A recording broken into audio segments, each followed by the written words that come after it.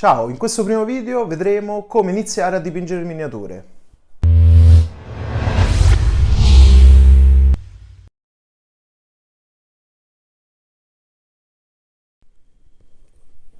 Eccoci qui. Allora, questo video è pensato per chi è alle prime armi e vuole iniziare questo hobby e non sa da dove cominciare.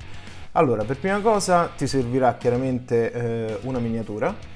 Puoi avere, dipende dal tuo progetto, se vuoi colorare un gioco da tavolo che hai appena acquistato piuttosto che delle miniature di Warhammer, puoi iniziare con quelle che hai, insomma. E ti servirà poi una bomboletta di primer. Io qui ho un coprente, ma diciamo le dimensioni sono le stesse, i colori e dei pennelli. Allora, partiamo dal primer. Perché serve il primer? Il primer è la base di colore che devi dare alla miniatura per, diciamo, su cui applicare poi i vari colori. Questo perché diciamo, la resa della plastica di per sé non è ottimale. Hai sempre bisogno di una base coprente uniforme prima di iniziare a colorare.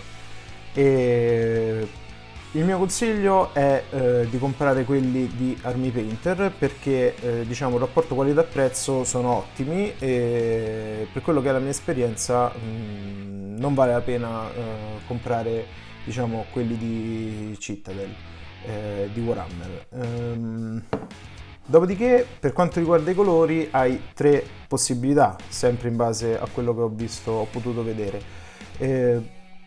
Ci sono i colori Vallejo, è una diciamo, produzione spagnola e sono colori di una gamma decisamente ampia perché sono dedicati al modellismo in generale.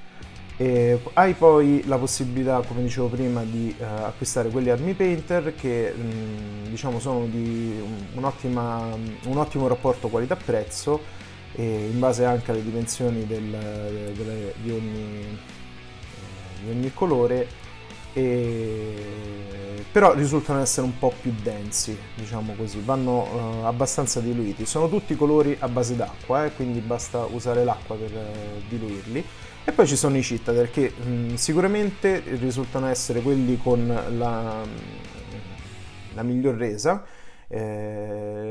però costano di più anche in rapporto alla dimensione di ogni singolo colore, alla quantità. E hanno un dosatore un po' più, diciamo, rognoso, se si può dire così, no? Meno comodo, perché devi andare ogni volta col pennello nel barattolo.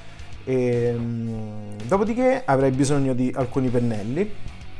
Chiaramente anche qui hai diverse possibilità di scelta. Per cominciare io ti consiglio quelli